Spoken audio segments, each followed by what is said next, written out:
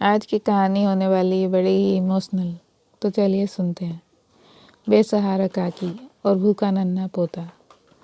सर्दियों की एक काली रात थी। आसमान में तारे कहीं खो गए थे और ठंडी हवा कांपती हुई गलियों में दौड़ रही थी। गांव की सुनसान सड़क के किनारे एक बूढ़ी काकी फटे हुए कपड़ों में अपने छोटे से पोते को गोद में लिए बैठी थी। उनकी हालत ऐसी थी मानो जीवन ने उनसे सब कुछ छीन लिया हो, हर खुशी छीन ली हो। काकी के चेहरे की झुर्रियों और उसकी सूनी आंखें उसके बीते संघर्षों की कहानी कह रही थी।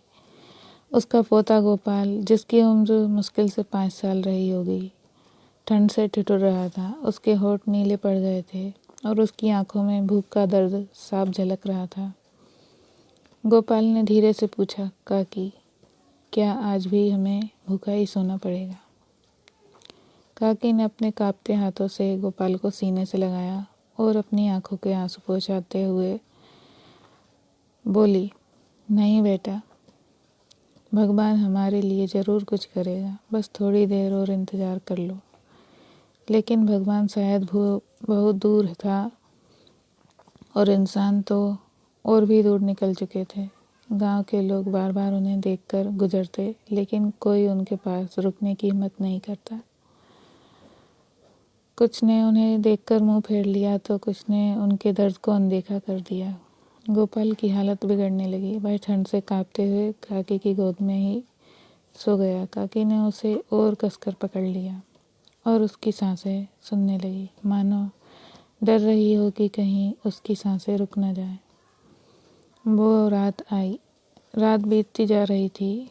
ठंड और भूख ने काकी को भी तोड़ना शुरू कर दिया। उसकी आंखों में अंधेरा छाने लगा। वह धीरे धीरे गोपाल के सिर पर हाथ फेरते हुए उसके साथ गुनगुनाने लगी वो गीत जो कभी उसकी माँ उसे सुनाया करती थी।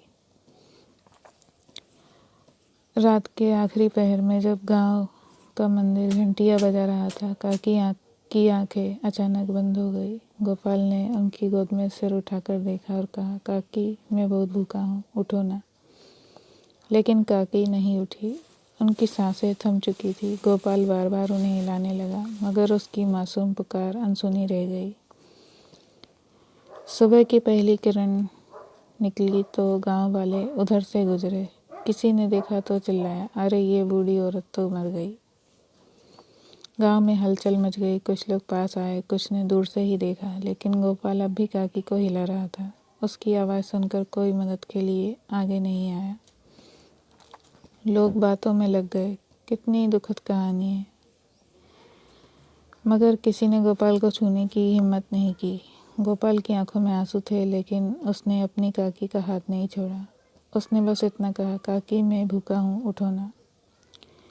ये कहानी समाज की कठोरता और मानवता की कमी को उजागर करती है।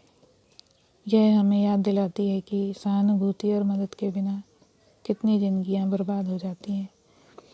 हमें अपनी संवेदनशीलता को जागृत करना चाहिए और ज़रूरतमंदों की मदद के लिए हमेशा आगे आना चाहिए, क्योंकि कभी कभी एक छोटी सी मदद किसी के जीवन के लिए जीवन और मृत्यु का अंतर बन जाती है।